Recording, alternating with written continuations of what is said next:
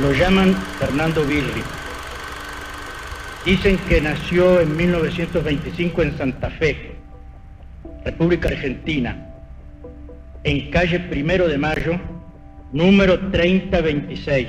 Y dicen también que empezó escribiendo poemas, que hizo pintura, que tuvo un teatrillo de títeres ambulante, un teatro universitario, que fundó un cineclub y también la Escuela Documental de Santa Fe, con cuyo equipo filmó Tire 10 en 1956 y Los Inundados en 1961.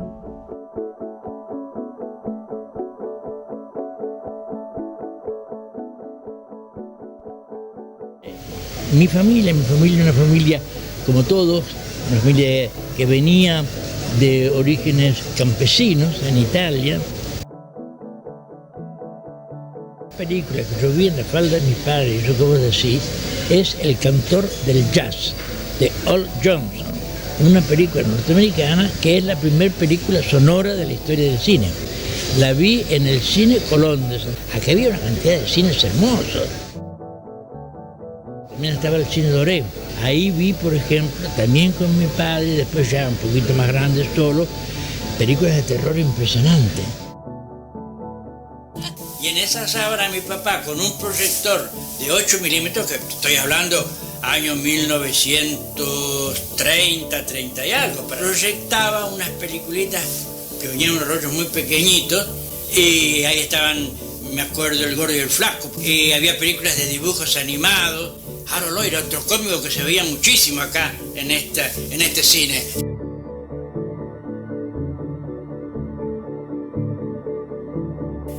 Antes de ser titiritero fui mago, sí, pero mago de mentirijilla, fui ilusionista. Hacía representaciones de magia. Uno de mis números más famosos era el dado ambulante de Bellaccini, un dado que desaparecía de una parte.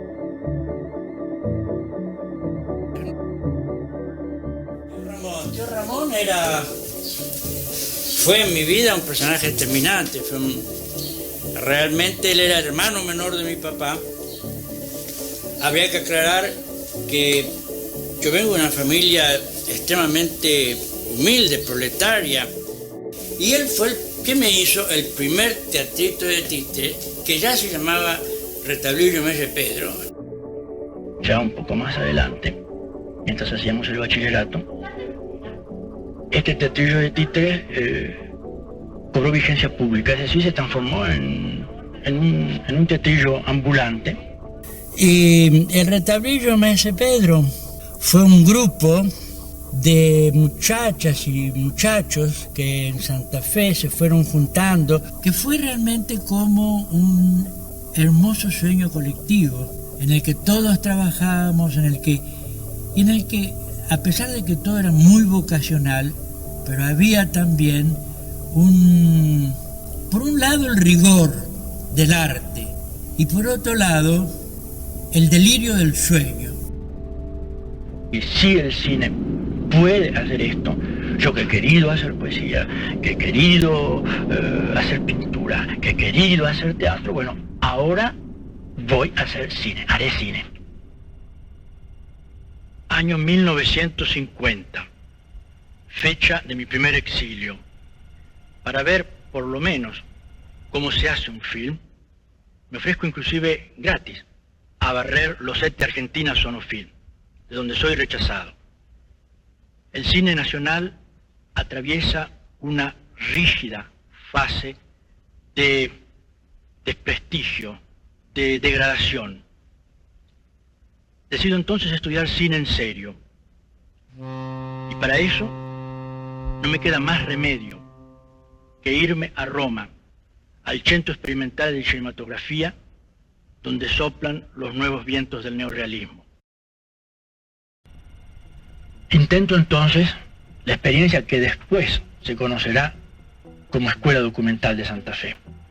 Cumplimos una rápida experiencia proyectando con una linterna mágica algunos fotodocumentales que yo me había traído de Italia, y en Santa Fe esto sirvió como un estímulo para crear una investigación, digamos, hecho por otra parte con un elemento más que a bajo costo, una cámara fotográfica y encuestas. Y esta muchachada vuelve con todo este documento, vuelve con esta foto y con estas encuestas, y 4 días después, en la misma pared de la universidad, proyectan por primera vez este documento de su propio pequeño país, de su ciudad. Un arte está más cerca de la sangre que de la tinta. Un cine está más cerca de la vida que del celuloide. Este es el principio del Instituto de Cinematografía. Va a dar como primer producto la primera encuesta social filmada en América Latina, que es Tire 10. Pienso y siempre he pensado que Tire 10 fue un film escuela, que teoría y práctica deben interrelacionarse íntimamente. Creo que el cine se aprende solamente haciendo cine. Yo creo en un cine de autor, en este sentido de oposición a un cine dicho, pero en un cine de autor colectivo. Es decir, todas las cosas que yo he hecho, mejor o peor que sean, son tentativos de un cine de autor colectivo. La polémica que acompañó Los Inundados se hizo con el manifiesto de por un cine nacional, realista, crítico y popular.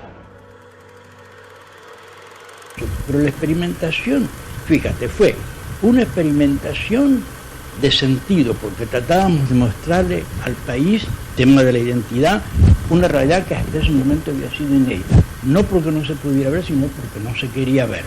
Era una experimentación desde el punto de vista del lenguaje, porque contrariamente a cierto tipo de lenguaje estereotipado, convencional, intentábamos realmente un lenguaje revelador de la realidad, un lenguaje que prácticamente nosotros decíamos, pongamos la cámara a la altura de los ojos de un hombre.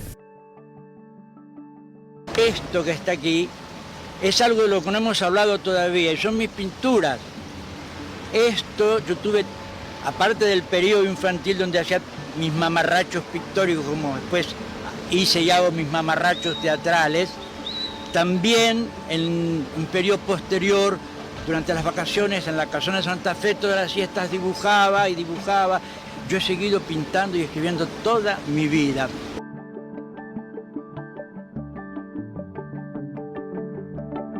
Creo que la experimentación no está en los tiempos, ya ni siquiera está de alguna manera asfixiada o sofocada por el tema económico, sino por lo que tienes acá adentro.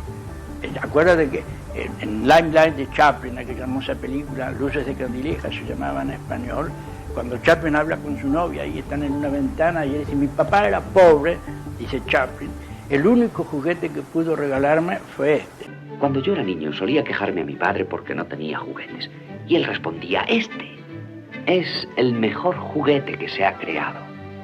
Aquí está el secreto de la felicidad. Bueno, es el uso de ese juguete el que de alguna manera también hace que la convencionalidad de un lenguaje sea sustituido por la experimentación.